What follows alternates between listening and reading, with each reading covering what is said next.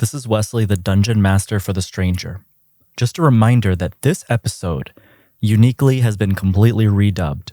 That's in addition to being remastered, which we're doing to every single episode in our first season.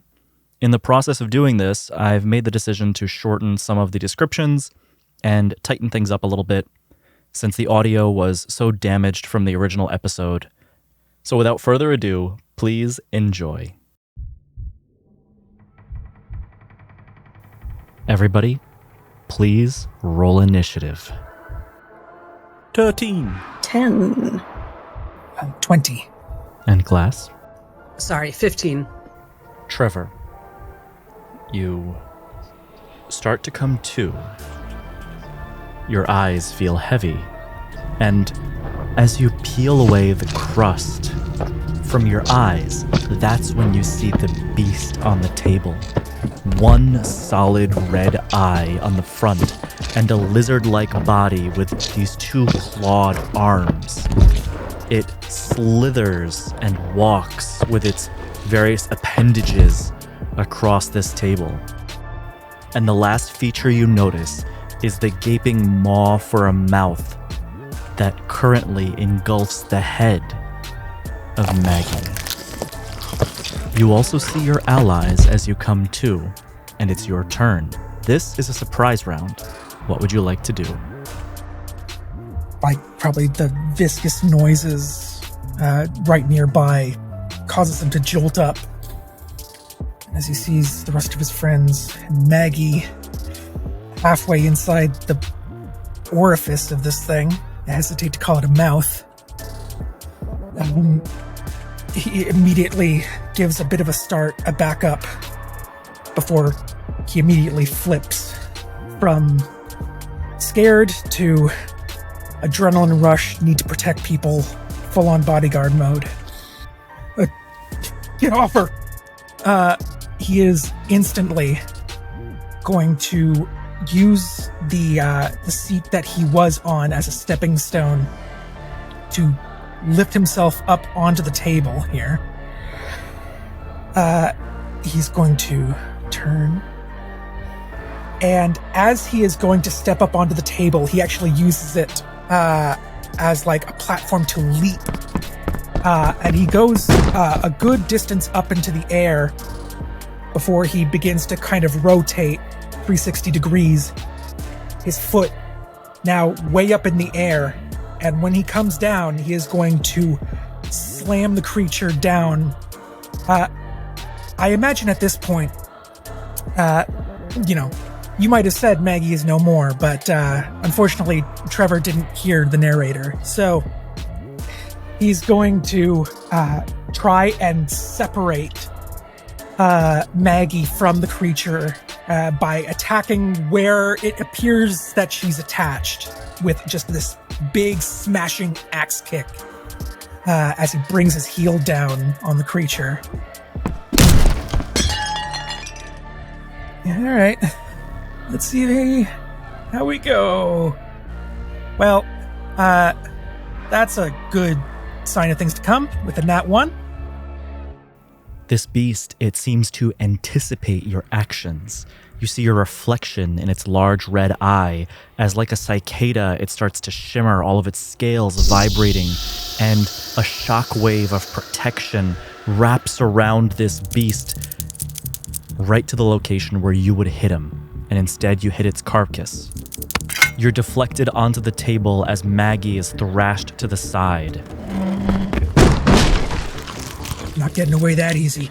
He's going to take a deep breath, kind of wincing with the pain, kind of square up to the creature in a classical kind of boxing stance, and is just going to do a quick 1-2 combination as he's going to use Flurry of Blows, spend a key point, and make a couple more attacks.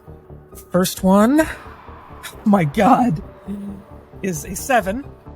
Second one, please, come on. It's a 12. Slamming this creature, you deflect off of its scales. The first and second hit deflect off the scales, having absolutely no purchase. Are you doing anything else? I don't know what things I need to hit. Everybody, And, well, that's going to be his turn. The creature seems intently focused as it's gnawing on the upper half of Maggie, until diverting any of its attention to the rest of you. Dr. Glass, it's your turn. Before I break out the big guns, she's a little worried about something, so I'm going to test. She's going to speak into its mind as the verbal components and say, "Well, dear, I see why you scuttle around ducks, but if you and I work on your confidence, perhaps you could own it?" And she casts Vicious Mockery, which is a wisdom save DC 13. This time, rather than hearing many voices chattering at the same time, you hear it as thousands of voices screaming. Something about being outside of this creature and trying to read into its thoughts. You get a different perspective or perception on those voices. But with a wisdom save of a 17, you're not able to pierce through that outer layer of chaos. I was hoping to find out how it reacts to psychic damage, but alas. And that's my turn. Nihilus. What? Oh, like, demon. He puts down his spell book onto the table. He flips it open in a quick page. All the fighting, all the rousing going next to it. Grasps his claw, his hand quite firmly, and suddenly this arcanic divinity word just starts to spark in lightning as he reaches out with his fist and just tries to punch in the demon, and he casts Shocking Grasp on it for a total of 10. Oh boy. You strike this creature with the electrical energy. It arcs in all directions, electrifying the room, sending portraits off of the wall and objects off of the shelves, but still not enough to pierce the outer hide of this creature. Stars, protect me. I must focus. And he grabs his spell book, his Testimonium Veritas, and he clasps it into his shield onto his arm as like a nice spell book. Just jams it in there, and he stands ready. Ends his turn. Esper. Esper comes to, and her eyes shoot forward, and she slowly turns her head, and she's staring up at it. She, no. And she's backing up. She stumbles out of her chair, and she does not take a turn. As the creature continues to gnaw at the body, eventually the top portion comes completely loose as the top half of the torso is separated. The guts and sinew spray out onto the table, pouring into the glasses and onto the plates before dripping to the floor. Having finished its meal, the creature now looks at you, Trevor, ready to deal with the minor nuisance that has just arrived behind it. As on me. He's just going to go and basically now he's just trying to aim. He sees that eye now focus on him. Seems like a good a target as any. He's just going to dive in, just big old straight punch down the middle. Hopefully this round is a little better for everybody. Holy shit. 11. An 11 still won't be enough as the scales all vibrate and shudder, protecting itself, its carcass alive, deflecting your punches. One of these has got to hit. He's going to spend another key point and do another flurry. You got to work with me here, Trevor, you and me. Okay, 19. You strike it. What does it look like, and give me the damage? His hand almost gets caught in the squishy skin the first time. He basically uses his big booted foot to brace himself to pull his hand out. In doing so, he kind of takes a couple steps back and just leaps forward and does basically a big jumping karate kick and just sinks his big jack boots right in the flesh. Your barrage of punches has weakened its carcass, and this time, as you punch, it punches straight through a thin layer of scales, revealing black ichor as it pours out, almost like the blood of this creature. It screeches. Know where that came from, ugly.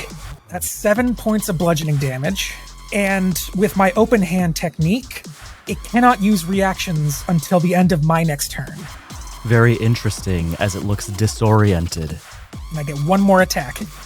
That was almost a 5, but I'll take the 23 instead. That's a hit. It's just one more, basically spinning back fist, coming off of the momentum of that jump kick.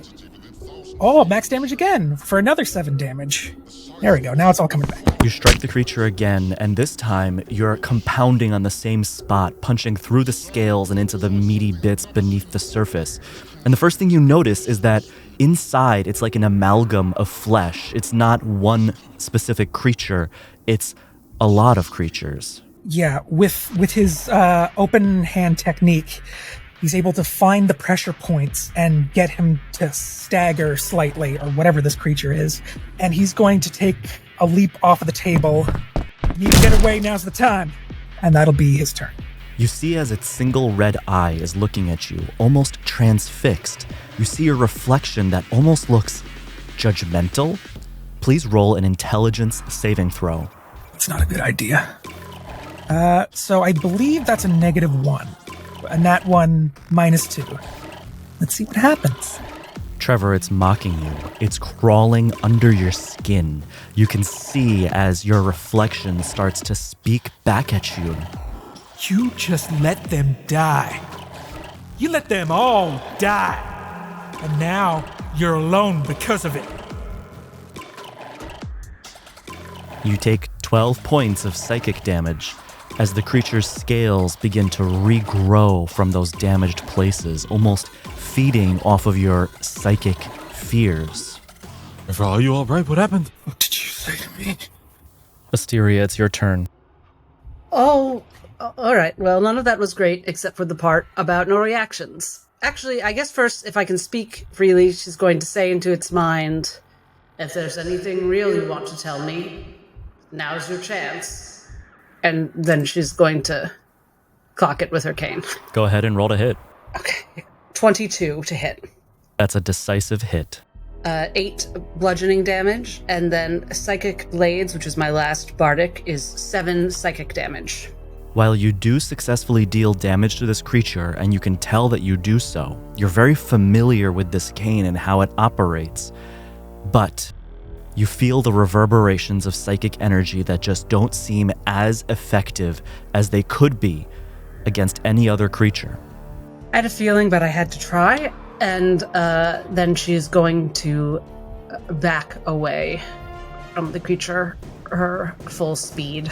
It wants to take a reaction to hit you. It tries even, but you can see it's still jarred by Trevor's attack, and it's unsuccessful at doing so. Nihilus. He tries to take a deep breath, calm his nerves, and flip the book that is being held between his shield and his arm. Testimonius Veritas. And yes, that's the one. That's the one I need. Okay. As he will cast a witch bolt turned into a force bolt for a total of 16, if that hits. It does.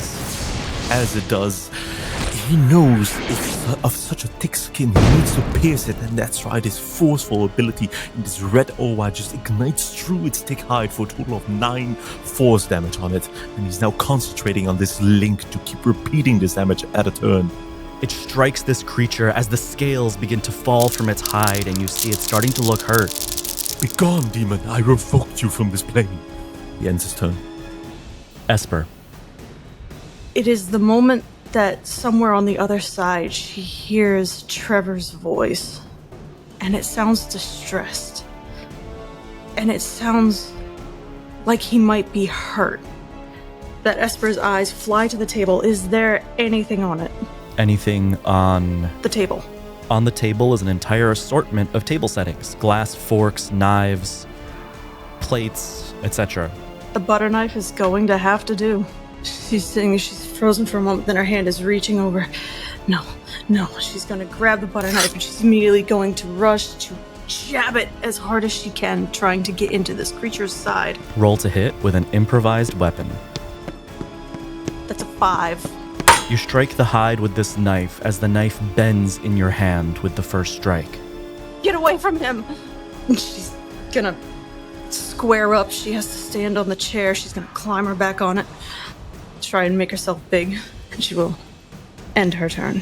Trevor, as you snap out of it, it's now your turn. What would you like to do? He is just going to, like, those who can get a good look at Trevor can see he is more upset than probably even the doctor's ever seen him.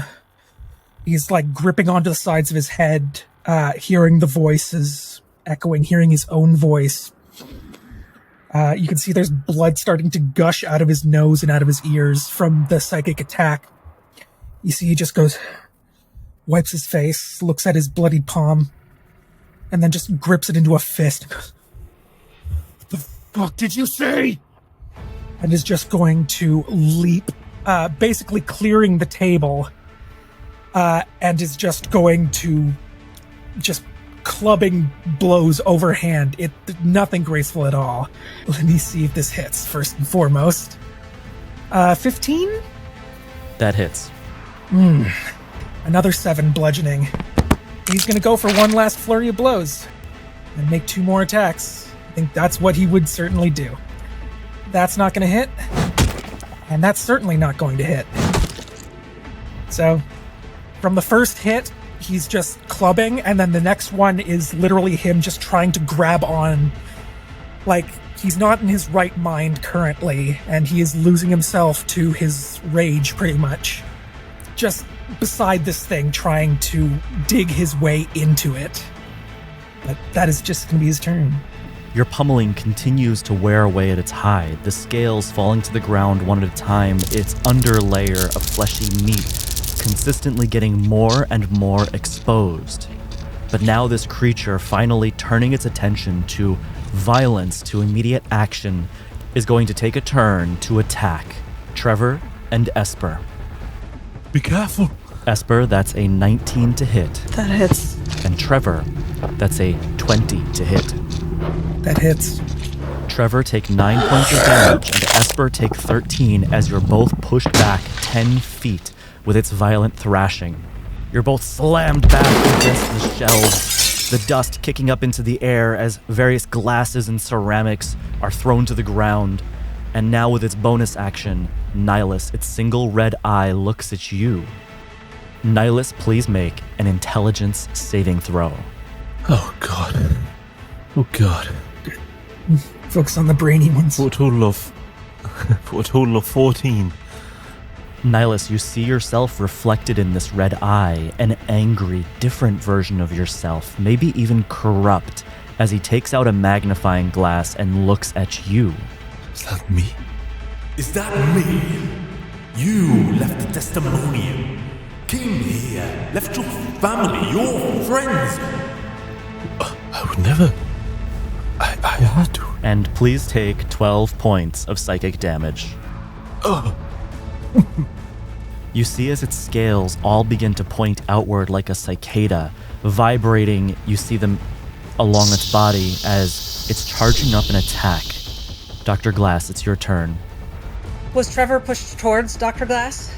Trevor was actually hit in the other direction, to the other side of the room, and out of eyesight. Yeah, we're basically taking up all 4 corners. I cannot get to you in one turn. All I have left is psychic damage or getting right up in there.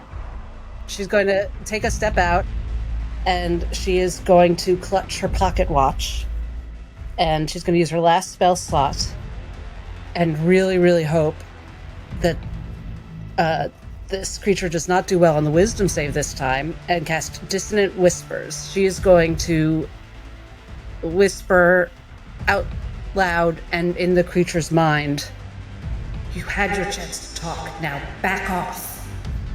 And it's a DC 13 wisdom save. If it loses, it takes damage and has to move away. And it still takes damage if it fails. That is a natural 1. You pierce through the cacophony of yelling voices in its psyche, and you reach all the way in until you find its own voice, the original voice. And that single voice is what you latch onto when you cast Dissonant Whispers. And you succeed. So that's 12 psychic damage hopefully it's just resistant and not immune, and it must immediately use its reaction, which it has back now, I believe, to move as far as its speed allows away from me. Will he encroach an opportunity attack range? Because it uses its own reaction, it is voluntarily moving. So it would trigger opportunity of attacks. Right. Well, in that case, please take an opportunity attack. All right, I am butter knifeless. Let's go. Just punch him. She's going to reach out as it rushes by and almost as if on instinct, just reaches out and punches towards it with a 20. I believe it just does an automatic 5. Yeah, I think it just does your strength modifier and damage. Yep. You deal 5 points of damage, striking the meaty bits that are starting to hang out of this creature with the few scales that are remaining. She's just looking at it while her knuckles are shaking a little bit. It's like the light is starting to come into her eyes and she's switching on now. Nihilus, it's your turn. Nihilus, seeing the rapid course of action happening all over the place, he looks towards Trevor with a bonus action. He says, I need you. We need you. Your wounds, let me take care of them. And he will cast Cure Wounds as a bonus action to heal for... You mean healing word? Healing word for just a small 3 hit points. And as he looks at Trevor straight in the eye with his other hand that he has used to cast spells previously, he holds it out towards the beast, still looking at Trevor like with a hope of conviction. But he clutches his fist with a red aura around his own fist, and suddenly the object inside of the creature starts to activate again. And with his action, he just pulls it, and the object starts to go rampant in the innards of the beast, and it starts to immediately, without any save or any save or chance of dodging from it, it automatically takes another 3 force damage. As it takes 3 more force damage, some of that inner meat starts to spill out some more, and at this point, using technical terms, he looks bloodied. As he does, Nihilus is in a confident position right now, but he is severely wounded as he starts coughing up blood, as it looks like his mind has been attacked itself, and he tries to get behind cover in the room next by, if he can, with his movement. Certainly can. Are you doing anything else? He ends his turn afterwards. Esper, it's your turn. Did my being propelled back against this wall drop anything for me that I could use as an improvised weapon? Of course, a number of objects you'd find in a hotel, but among them you see a bust of a man leaning against a tree, a beautiful, opulent little statue. It's heavy, and it's made of metal. Would you allow me a free action to pick it up? Certainly. Wonderful. Because as she's looking at it and she reaches down, she turns her head back towards this creature as it's moving away from her. I said no. No! And she's going to rush him as her face, which has seemed so afraid this entire time, ever since they came to this floor, suddenly, it's not wild with fear, but her jaw is set so hard that it quivers slightly, and her lips are tensed and tight as she catapults herself towards this, and she is using her bonus action to choose to fight. In mechanical terms, she is raging. And she is going to try and aim her best at this thing in one of these open spots that Trevor has so graciously opened for them. She's going to try and bash that thing into it. That's a 21. A 21 will hit. Alright, she is going to run up and she is going to, from the side, hurl this thing into it from the side and deal 1 damage. Strike, you can almost feel a confident grin on its face, if it had one, nearly mocking you. Quick correction, though. Oh no, well, yeah, it is with a melee weapon, technically, because it's improvised. It's going to turn into a 3 because I'm raging. Yes. Let's go. There you go, so 3 damage total. And she's going to just snarl back at it. You're not getting out of here. The buzzing of its scaly hide continues to grow louder and louder, and this charging, whatever it is, seems ever so closer. Trevor, it's your turn. Well, when you say something's about to happen, that gives me pause, but also Trevor is not in a good mind space. So, you see, actually, I don't know if we decided this, because since Esper doesn't have a weapon, but being a bodyguard, would Trevor have a weapon that he would be allowed to bring into the city? I have equipped on him a short sword. I'd say you certainly would, as a bodyguard. Okay. Then in that case, he reaches into a sheath that he has strapped to his thigh, and you see him just take out a short sword. And with a step much heavier than he was when he was sneaking, you just hear as he is just going to start charging into the room, short sword still drawn. Just fucking head, just shut up and bleed, and is just going to try and jab it in. Work with me here. There we go. 24.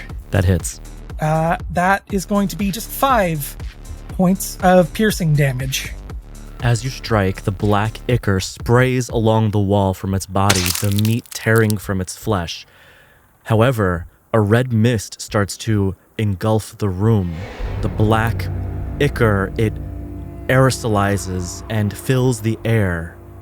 And just like last time, I need everybody to roll a wisdom saving throw with disadvantage.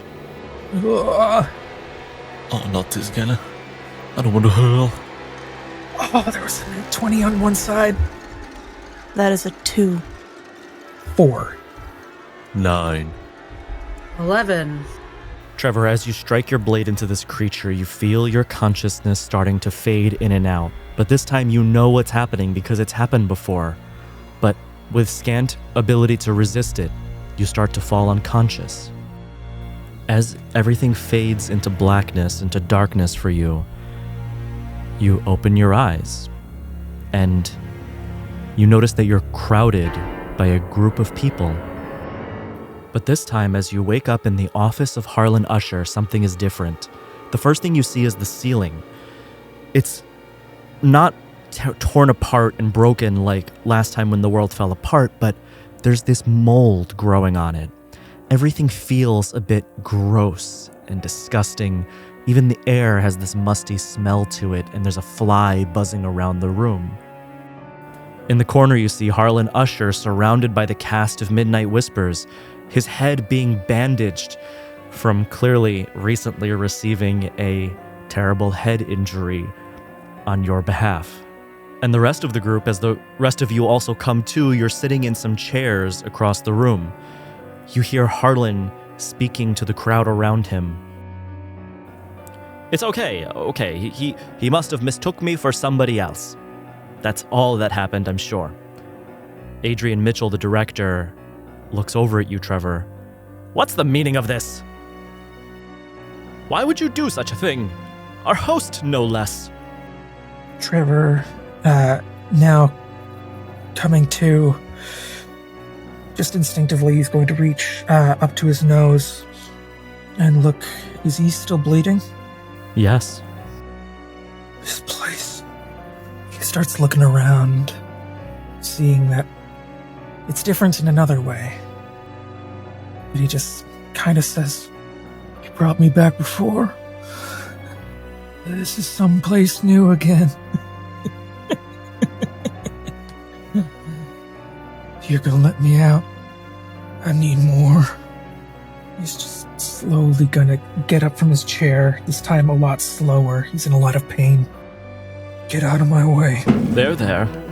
It's okay. As the director, he walks over with a glass of water, gently putting his hand on your chest, innocently, to try to nurse you in a way. Everything's okay. You have 5 seconds to explain where I am and what is going on. It's okay. I said he didn't know what he was doing. Adrian starts, Sir, you're among good people. That's all you need to know. Just take a moment to rest. Can you do that? Time's up. My hand doesn't go for the lapels, it goes for his throat. Please roll an athletics check. 21. You grab his throat. Stop that! You're hurting me. This ain't real. The rest of the people in the room, they start to crowd around you. The group, Eliza, Constantine, they are all trying to tear you from this man. As I need you to roll an athletics check one more time, please. All right, that makes sense. 17? I can't breathe. From Atrian as Constantine. I'm trying to pull him, but he's too strong. I try and break from them trying to grab at me. I want to flip him around and hold him in a chokehold. Other hand behind him, I'll go. When he moves forward, it takes one fucking step, or I'll break his goddamn neck. A hush befalls the room. Nobody dares speak to avoid their friend being hurt. And Constantine, he's the first to reach into his lapel, and he pulls out a crude contraption containing a barrel and a trigger. You could almost mistake this for a gun. In fact, it probably is, just a very early make of one. And you hear him. You hurt him. I hurt you. Put him down. I'm pointing his body towards the barrel. I think Dr. Glass might speak up at this point. She's making eye contact with Trevor, but she says, "If I might intervene, gentlemen, I am a doctor of the mind.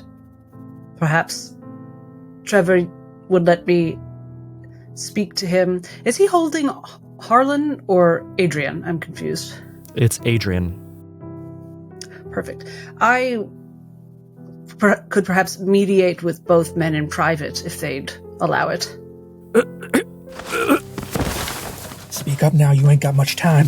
Don't make me pull this trigger. Just let the man go. Or if you, Constantine, is it? If you would sit in on the mediations to make sure everything's above board, that is fine by me. Yes, mediate. Just let go of this man's throat. And you hear Eliza in the background. Please, just let him go. He didn't do anything. Adrian. Eyes start to dart to the doctor. Trevor, let's all sit down. What happens if I let him go? You gonna take the shot?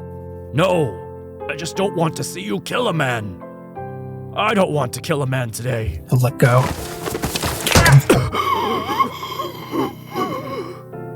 Constantine speaks up. What's come over you? Just letting everybody know where we stand. You're the big man in the room now. It's clear where we stand. Adrian, get out of here. Harlan, go. And the two of them and everybody else scurry out of the room until it's just Constantine remaining.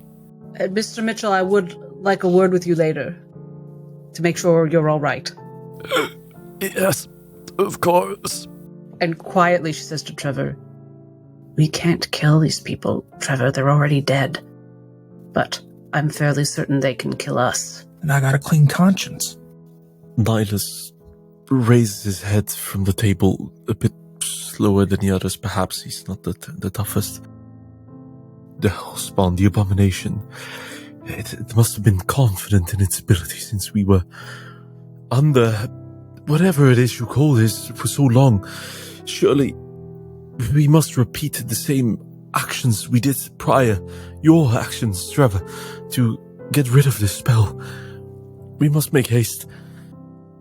Where is this Harlan? We could repeat the same actions and expect different results. That has, Worked last time. there's a word for that in my field. But perhaps we could try to figure out what's going on with the ghosts. Could I please make a check to survey the room? While the room is just as I described it last time, is there something in particular that Esper is looking for? As a player, yes, but I want to make a check to see if Esper notices it. The globe with the black spot. Oh, you mean the sun in the distance with a black spot in the middle? Oh, straight up the sun. And Dr. Glass, you also recognize this same spot in the sun that you saw last time. There's something about it that rings familiar to you. But yes, Esper, you too notice it in the distance. And Constantine speaks up. Listen, I don't know what it is you're going through, but hurting the people here is not going to make things better for anyone. especially yourself. So I'm not saying you're off scot-free, but I think everybody just wants to put this behind us. There's families vying for power. There's prospectors seeking wealth, all ready to stab each other in the back the moment somebody finds some. And there's bandits. It's a terrible place to be new here. So I'm gonna give you this grace. Just leave Harlan alone. You seem like you've been keeping an eye on them. Is Adrian volatile, much like Crow Perch itself? Adrian makes bad decisions sometimes, but if you're asking if he's about to kill somebody, the way that this man tried today, no. Well, that's funny that you would say that, because I was not about to ask that. Thank you for filling in that gap. I was about to ask if you noticed if he'd purchased anything odd or brought in any strange artifacts or done anything unusual quite recently. An immediate look of suspicion washes over Constantine's face.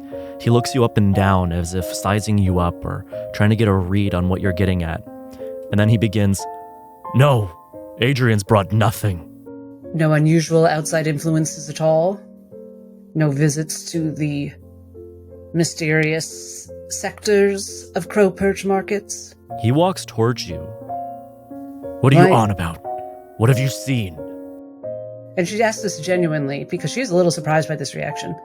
Are my questions incendiary, Mr. Constantine?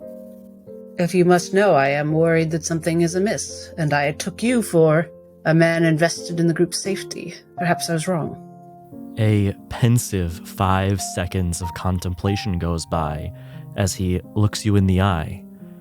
And then finally, as if changing the subject, "Look, I don't know what you're on about.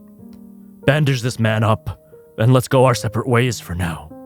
So detect thoughts would still be up, but I know that doesn't really work. Can I insight check him, even though I have disadvantage, just to see? I mean, he doesn't know me. That's not a crazy reaction, but he was the person sleeping in the room where I found that knife, and I just...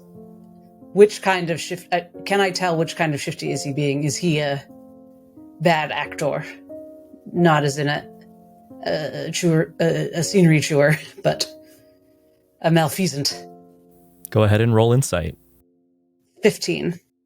During that 5-second pause, just as he got a good look at you, you too got a good look at him. And what you noticed was his sleeves, they go all the way down to his wrists. They cover his arms. But in the small amount that you can see visible, you see scratches, black and pestilent, that almost look dangerous if not for the fact that they might be healing. But they reminisce on the scars and scrapes that were gathered by Trevor and Esper when they were struck by the beast in the other scene, in the other place. And it's once you notice this, and once he notices you noticing this, that he changes the subject. So he's patient 0. She does not say aloud. I'm done here. Yes, you are. Thank you. Constantine, Yeah. you mind just... I'm sorry. I took a hit to the head. As you can see, he kind of wipes his nose a little more. I took a bit of a bump. If you don't mind sating my curiosity, how did we get in here? Like, physical like. Like, we came into this room. We came into that dining area. How'd we do that? I mean, I get it. You got a bout of confusion. But you probably checked in like the rest of us. It's just the Whaler Hotel after all. You see as his attention drifts to the corner of the room where Maggie sits staring off into a corner. She looks ever so small and even a bit scared, sitting there. Why don't you talk to those who are close to you? Maybe they can help. You didn't answer my question. It weren't how I checked in, it were how I walked in this room. Look, you walked into this room like the rest of us. I can only imagine. You can only imagine, but you didn't see it. He is lost for a second as he looks out of the room, out of the window, to the beautiful weather over Crow Perch, the sunny, bright sky in the distance, and there's a bout of silence in the room. How did you enter this room? Doesn't matter. We're here in this beautiful hotel, and it's nice. It's real nice. No, it ain't. He walks towards the door and he opens it, and he looks back at you. Nice enough. And he steps out and closes the door. And that's where we'll end today's session.